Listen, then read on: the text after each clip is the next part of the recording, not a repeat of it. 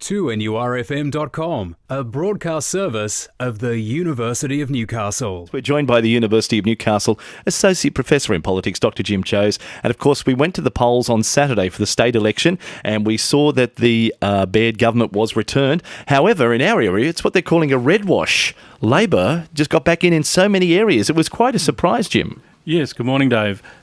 Surprising in some seats and perhaps more or less expected in others.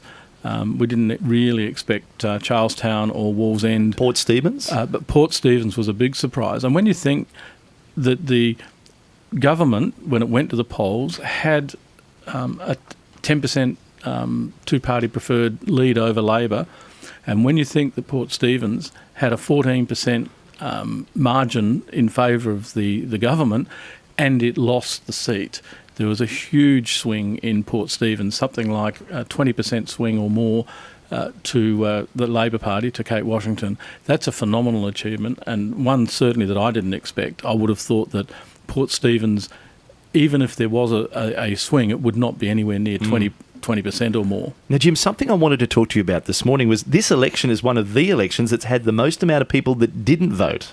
That was probably one of the most surprising things, I think, Dave. In Newcastle, about 17% of the enrolled voters didn't turn up. Wow. In Wallsend, which was secured its Labor seat, it didn't look under threat by any means, but nearly 25% of the enrolled voters didn't turn up. As when we think about the last election in 2011, it was somewhere around about 6 or 7%. Now, across the board, and this is not just in the sort of the local electorates that we're familiar with in the sort of Hunter region, Dave, but in other electorates, and I had a look at say Penrith, at Willoughby, at Strathfield, the same sort of pattern seems to be emerging, that there was a significant number of enrolled people who could vote but didn't turn up. What do you think we can attribute this to? Well, I think part of that will be to simply disaffection and a disconnect with the voting system and with what the politicians represent themselves to be and what they actually do. I think in the Hunter seats in Newcastle, Charlestown, Port Stephens, a lot of that can be explained perhaps in terms of the ICAC outcomes and just, putting it really bluntly, disgust with the political system.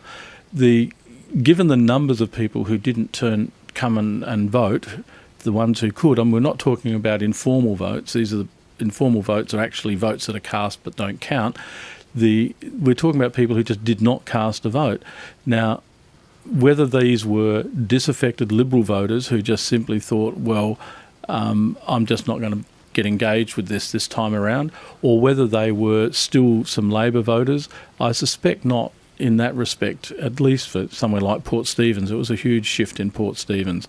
But in other electorates like Newcastle, Wallsend, Charlestown, Swansea, all of them had significant numbers who didn't turn up. We're talking somewhere around between 17% in Newcastle to 25% in Wallsend, 24% in Charlestown. But here's the question I want to put to you. We have all these Labor seats now locally, but we have an opposition government.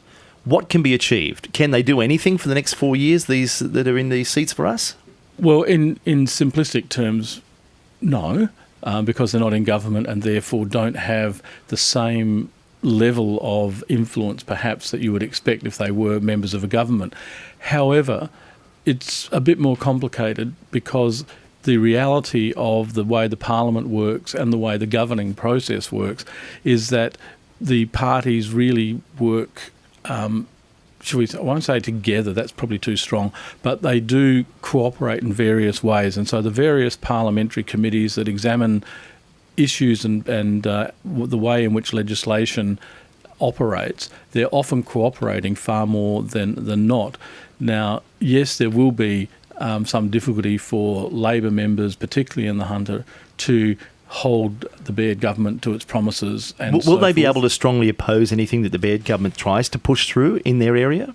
In the lower house they can oppose, but they won't have the numbers. In the upper house, we're still waiting to see how that pans out and to see where the balance of power lies. The Greens are now a stronger force, or look to be a stronger force in the Parliament, and that will be another sort of factor in the mix. And in the upper house, when we find out, what the actual outcome is, it's looking reasonable for the government, but they can't hold their breath at this stage. They need to sort of not, shall we say, count their chickens. But it's likely, and the thing that I expected was a strong swing against the government in the upper house, rather than a sort of at the moment, it's not entirely clear which way it's going to go. But the swing seems to have happened much more strongly at the lower house. And whether this is partly to be explained by the number of people who just simply didn't turn out to vote, or whether it's to be explained by a shift of allegiance, that's sort of that's difficult to know at this stage. But to come back to your question as to whether the local members, shall we say, can have some impact, yes, they will have some impact, but at a less public level. There will be the usual grandstanding for public consumption, shall we say, as each party tries to maximise its sort of image and impact, but at a less public level, where they're working around the committee system and engaging in the actual process of governing, then individual members may well be able to influence things in ways that they perhaps wouldn't have in the past. But it's, I think, reasonable to say that with all the Hunter area, shall we say, the wall of red as it's being described, that's probably going to give the Baird government a bit of a, shall we say, a bit of a shake-up, and the government's probably going to react with a little bit of rigidity when it comes to the Hunter area. However, let me just add one more caveat to that, Dave. It's possible, and I think maybe likely, that the Baird government has not acted like any of the other coalition governments in the country over the past 18 months or the 15 months or so that Mike Baird's been Premier. And it will be out of character for that pattern to, say, become vindictive towards seats that went against the government. I think he's demonstrated a way of governing which is a bit more akin to Peter Beattie in Queensland some years back, a bit more measured in the way he responds, and perhaps a bit more tactical and political, because he's able to sort of project a more even-handed approach. And I suspect that his approach will not be one of okay, you didn't vote for me, so I'm not going to pass, I'm not going to allow any development or any infrastructure to happen in your region.